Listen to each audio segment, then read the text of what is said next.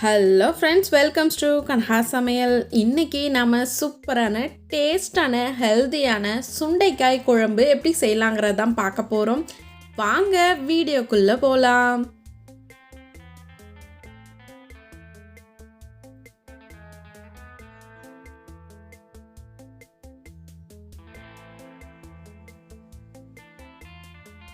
ஒரு எண்ணெய் சட்டி வச்சுருக்கேன். அது நல்லா சூடாகிடுச்சு. அதில் ஒரு 2 டேபிள் ஸ்பூன் அளவுக்கு எண்ணெய் ஊற்றிக்கோங்க.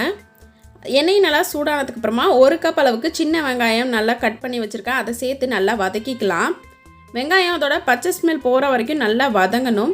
நீங்கள் சின்ன வெங்காயம் யூஸ் பண்ணிங்க அப்படின்னா குழம்பு ரொம்பவே டேஸ்ட்டாக இருக்கும். அப்படி இல்லை அப்படிங்கிற பட்சத்தில் நீங்கள் பல்லாரி வெங்காயம் கூட யூஸ் பண்ணிக்கலாம். இப்போ வெங்காயம் பார்த்தீங்க அப்படின்னா நல்லா வதங்கிடுச்சு. இதில் நான் 2 தக்காளி நல்லா பழமான தக்காளியாக கட் பண்ணி வச்சுருக்கேன். அதையும் சேர்த்து நல்லா வதக்கிக்கலாம்.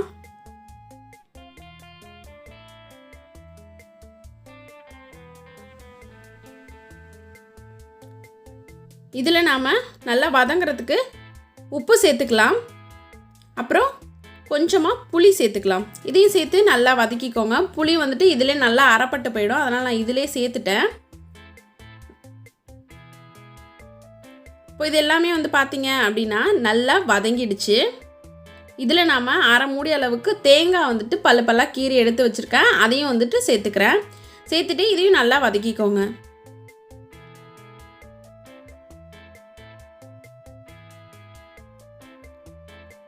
இப்போ பார்த்தீங்க அப்படின்னா எல்லாமே நல்லா வதங்கிடுச்சு. இதை ஒரு பிளேட்டுக்கு மாற்றி ஆற வச்சுடுங்க. இப்போது நம்ம ஆற வச்சுருந்தோம் இல்லையா வெங்காயம் தக்காளி எல்லாம் வதக்குனது, அதை மிக்ஸி ஜாரில் போட்டு நல்லா ஃபைன் பேஸ்ட்டாக அரைச்சி எடுத்துக்கலாம்.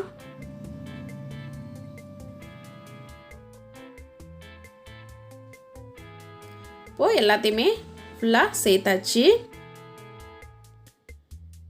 நல்லா ஆறினதுக்கு அப்புறமா அரைங்க. இதில் ஒரு டேபிள் ஸ்பூன் அளவுக்கு பெருஞ்சீரகத்தூளும் சேர்த்துட்டேன். இப்போ இதை நம்ம நல்லா அரைச்சி எடுத்துக்கலாம். இப்போ பார்த்தீங்க அப்படின்னா எல்லாமே நல்லா அரைப்பட்டுடுச்சு. நல்லா நைஸாக அரைச்சி வச்சாச்சு. திரும்பவும் எண்ணெய் சட்டி வச்சுருக்கேன். நல்லெண்ணெய் ஒரு 3 டேபிள் ஸ்பூன் அளவுக்கு ஊற்றி நல்லா சூடு பண்ணிக்கோங்க. அது நல்லா சூடானதுக்கப்புறமா ஒரு டேபிள் ஸ்பூன் கடுகு போட்டு அதை நல்லா பொரிய விடணும். ஒரு 1/4 டேபிள் ஸ்பூன் அளவுக்கு வெந்தயம் சேர்த்துக்கலாம். இப்போ இது எல்லாமே பொரிஞ்சதுக்கப்புறமா கட் பண்ணி வச்சுருக்க சுண்டைக்காவை நான் இதில் சேர்க்குறேன். சுண்டைக்காவை நல்லா கட் பண்ணி தண்ணியில் போட்டு வைங்க. அப்போ தான் அது கருத்து போகாமல் இருக்கும். நீங்கள் வெளியில் வச்சுட்டிங்க அப்படின்னா கலர் சேஞ்ச் ஆகிடும். அதனால் தண்ணியிலே இருக்கட்டும். நம்ம சமைக்கும் போது தான் அந்த தண்ணியை விட்டு எடுக்கணும். இப்போ சுண்டைக்காவை இந்த மாதிரி 2 கட் பண்ணி போட்டு வச்சுருக்கேன். இது நல்லா வதங்கட்டும். இப்போ சுண்டைக்காய் எல்லாம் வதங்கிடுச்சு. இதில் நம்ம அரைச்சி வச்சுருக்கோம் இல்லையா வெங்காயம் தக்காளி எல்லாம், அந்த பேஸ்ட்டை இதில் சேர்த்துக்கலாம். ஃபுல்லாக எல்லாத்தையுமே சேர்த்துக்கோங்க.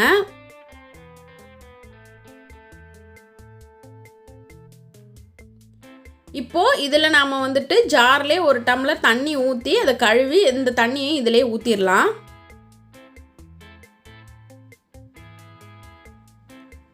இப்போது இதை நம்ம நல்லா மிக்ஸ் பண்ணி விடணும். மசாலா அந்த சுண்டைக்காயோட நல்லா சேரணும். நல்லா மிக்ஸ் பண்ணி விட்டுருங்க.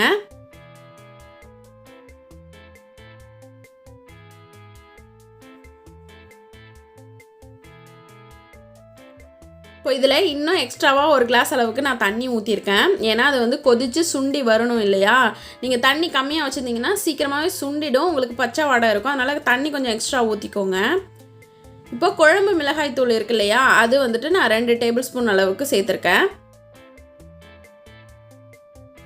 இப்போ நீங்கள் தனி மிளகாய் தூள் யூஸ் பண்ணுற மாதிரி இருந்தீங்க அப்படின்னா 2 டேபிள் ஸ்பூன் தனி மிளகாய் தூளுக்கு 3 டேபிள் ஸ்பூன் கொத்தமல்லி தூளுங்கிற அளவுக்கு சேர்த்துக்கோங்க. இப்போ எல்லாத்தையும் நல்லா மிக்ஸ் பண்ணி விட்டு கொதிச்சு வரும்போது ஒரு 10 பல்லு பூண்டை நல்லா தட்டி இதில் நான் சேர்த்துருக்கேன். இதையும் சேர்த்து நல்லா மிக்ஸ் பண்ணி விட்டுறலாம். இப்போ உப்பு உங்களுக்கு பத்தலை அப்படின்னா நீங்கள் திரும்ப இப்போ சேர்த்துக்கலாம். ஏன்னா நம்ம வெங்காயம் தக்காளி வதக்கும் போதே உப்பு சேர்த்துருக்கோம். பத்தாத பட்சத்துக்கு நான் இப்போ கொஞ்சம் சேர்த்துருக்கேன். இப்போ எல்லாத்தையும் சேர்த்தாச்சு. நல்லா அந்த மாதிரி கலந்து விட்டுட்டு அப்படியே கொதிக்க விட்டுருங்க. நல்லா அது கொதித்து சுண்டி வரணும். அந்த பச்சை வாசம் எல்லாமே போயிடும். சுண்டைக்காய் நம்ம என்ன தான் வதக்கியிருந்தாலும் இந்த மிளகாய் தூள் போட்டோம் இல்லையா, அதோட பச்சை வாசம்லாம் மாறணும். நல்லா கொதிக்க விடணும். இப்போ பார்த்தீங்க அப்படின்னா நம்ம ஊற்றிருந்த தண்ணி எல்லாமே சுண்டி குழம்பு நல்லா சுண்டி வந்துருச்சு கொதிச்சு. இப்போ நம்ம ஒரு கொத்து கருவேப்பிலையை போட்டு நல்லா மிக்ஸ் பண்ணி விட்டு ஒரு 2 நிமிஷம் திரும்பவும் கொதிக்க விட்டு இதை இறக்கிடலாம். நல்லா திக்னஸாக ஆகிடுச்சு பாருங்கள் குழம்பு.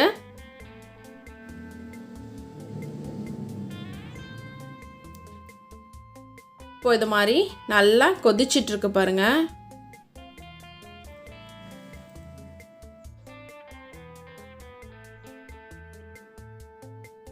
நமக்கு சூப்பரான சுண்டைக்காய் குழம்பு இப்போது ரெடி ஆகிடுச்சு. அடுப்பை ஆஃப் பண்ணிடலாம். நல்லா திக்காகிடுச்சு பாருங்கள். இது மாதிரி நல்லா திக்காக கொதிச்சு சுண்டி வந்ததுக்கப்புறமா நம்ம அடுப்பை ஆஃப் பண்ணிடலாம். சுவையாக இருக்கும். நீங்கள் இட்லி தோசைக்கும் இதை சாப்பிட்லாம். ரைஸுக்கு போட்டு சாப்பிட்டிங்கனாலும் சூப்பராக இருக்கும். கண்டிப்பாக எல்லோரும் ட்ரை பண்ணி பாருங்கள். இந்த வீடியோ உங்களுக்கு பிடிச்சிருந்துச்சுன்னா லைக் பண்ணுங்கள், ஷேர் பண்ணுங்கள், கமெண்ட் பண்ணுங்கள். மறக்காமல் எங்கள் சேனலுக்கு சப்ஸ்கிரைப் பண்ணுங்கள். கூடவே பக்கத்தில் இருக்க பெல் பட்டனை ப்ரெஸ் பண்ண மறந்துடாதீங்க. Thank you friends.